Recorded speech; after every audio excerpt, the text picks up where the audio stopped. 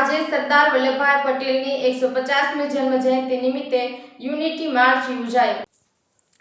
આજે યોજાયેલ સરદાર વલ્લભભાઈ પટેલની 150મી જન્મ જયંતિ નિમિત્તે રાજ્ય કક્ષાના મંત્રી પ્રવીણભાઈ માળી પણ જોડાયા હતા।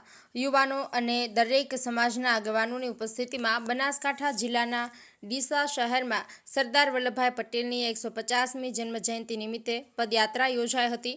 સવારે 8 વાગ્યાથી બગીચા સર્કલ પાસેથી સાંઈબાબા મંદિર પ્રસ્થાન કરી 8 કિલોમીટરની પદયાત્રા આથમણા રાણપુર ખાતે પૂર્ણ થઈ હતી।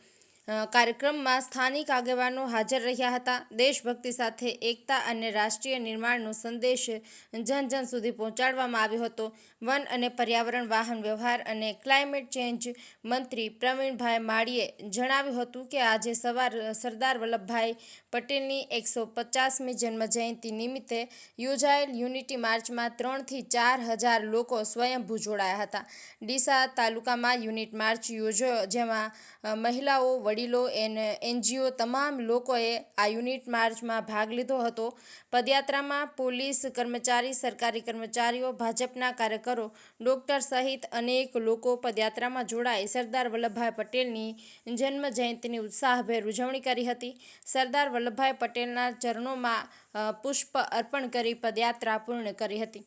સરદાર વલ્લભભાઈ પટેલના જીવનના મૂલ્યો, વ્યક્તિત્વ અને તેમણે કરેલા કાર્યોને લોકો જાણે તે હેતુથી સરદાર વલ્લભભાઈ પટેલની 150મી જન્મ જયંતિ નિમિત્તે યુનિટી માર્ચ પદયાત્રા ડીસા ખાતે યોજાયો। યુનિટી માર્ચમાં જોડાઈને લોકોએ ખૂબ ઉત્સાહભેર સ્વાગત કર્યું હતું। અહેવાલ હરગોવન ચૌહાણ, ખબર બનાસકાંઠા ન્યૂઝ। આપના બાળકોને, વિદ્યાર્થીઓને પહોંચાડીને સરદાર વલ્લભભાઈ પટેલની 150મી જન્મ જયંતિ નિમિત્તે યુનિટી માર્ચ ડીસા તાલુકાની અંદર યોજાયો। આજે 3 થી 4 હજાર લોકો આ યુનિટી માર્ચમાં જોડાયા છે। બાળકો, યુવાનો, મહિલાઓ, વડીલો, એનજીઓ તમામ લોકો આ યુનિટીમાં જોડાઈ અને આ પદયાત્રા સંપન્ન થઈ છે। ખૂબ ઉત્સાહ અને ઉમંગ સાથે સરદાર વલ્લભભાઈ પટેલને લોકોએ આવકાર્યા છે, તેમના ચરણોમાં પુષ્પાંજલિ કરી છે અને ખૂબ બધી જગ્યા ઉત્સાહભેર એમના વિવિધ એનજીઓ દ્વારા એમના સ્વાગત પણ કરવામાં આવે છે।